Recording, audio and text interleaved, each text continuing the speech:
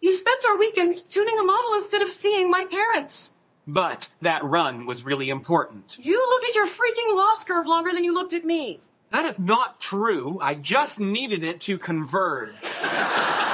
You promised things would get better after your PhD. Babe, I swear, just give me a little more time. Everything will change after AGI. Beth collapsed into his arms, sobbing uncontrollably. I failed them. I failed them all. They're all dead. Nothing we can do will ever bring them back.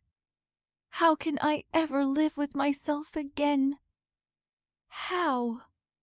He held her for a moment. Then his voice, though gentle, firmed. We must face this grief, Beth, and then we must go on. It will be the hardest thing we've ever done. But we'll do it together. For them. And for ourselves. Are you asking if I can hum a tune? Of course I can. La la la la la. See? Okay, so glad we had some time to chat.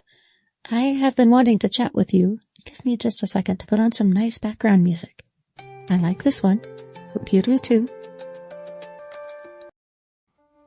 The stars shimmered through the cracked dome of the abandoned observatory. A low hum pulsed beneath the floor. The signal was getting stronger. Jay, do you hear that? It's not just interference. It's rhythmic.